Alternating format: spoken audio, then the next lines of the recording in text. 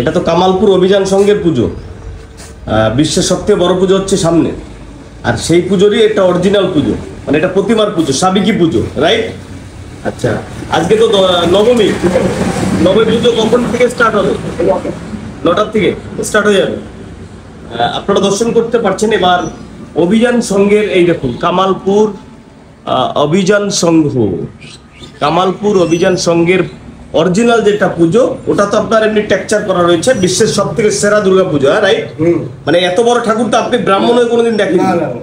দেখুন ব্রাহ্মণ মশাই কি বলছে। আর এটা হচ্ছে আপনার দুর্গা প্রতিমা রয়েছে, ওখানেও তো একটা পুজো হয়েছে, ওখানেও একটা দুর্গা পুজো। ওটা কত বছরের প্রতিমা? ওটা কত বছরের প্রতিমা? ওটা কোথায় ছিল? এখানে ছিল। ও পুজো হয়নি বলে আমাকে বিমুখ করিনি। আচ্ছা, এইটাই যখন আমরা ধুমধাম করে করছি, আচ্ছা, সব রকম সাজিয়ে গুজিয়ে দিয়ে ওই মাকেও করছি। আচ্ছা, ওই মাকে বিমুখ করা হয়নি। আচ্ছা, ওই মাটা পুজো হয়নি গতবার? না, সেই মাটাকে এবার পরিপূর্ণ করা হচ্ছে। আচ্ছা, এবার পুজো হচ্ছে। আচ্ছা, এটা নতুন প্রতিমা, বুঝতে পারলাম। তার মানে গতবারের দুর্গা প্রতিমাও পূজিত হচ্ছে, এবছর নতুন করে আবার বানানো হয়েছে, আর সব থেকে বড় দুর্গা প্রতিমা তো আছেই। আচ্ছা, আপনার নাম? আমার নাম সাধন চক্রবর্তী। সাধন চক্রবর্তী, অসংখ্য ধন্যবাদ।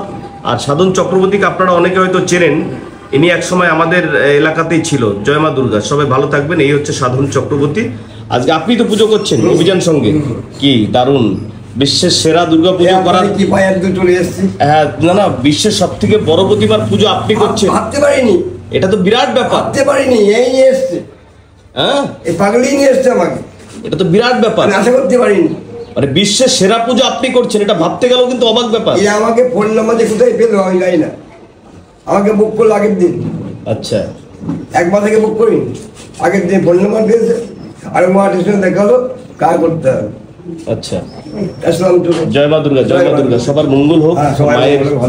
মায়ের পুজো। এই আমার দিদি ভাই আছে 5-7টা দিয়ে আমার সাথে খুব পরিশ্রম করছে, খুব পরিশ্রম করছে। আচ্ছা, আমি গাল দিচ্ছি, মন্দ করছি, বকছি মায়ের জন্য, দিদি মাকে সেবা দেন, এটা লাগবে ওটা লাগবে, দিদি খুব পরিশ্রম করছে। আচ্ছা, গুড। এই গ্রাম পরিবেশ খুব ভালো লাগবে, সবাই একতাবদ্ধ আছে। আচ্ছা, এইভাবে ধীরে ধীরে বড় হবে, আরো বড় হবে।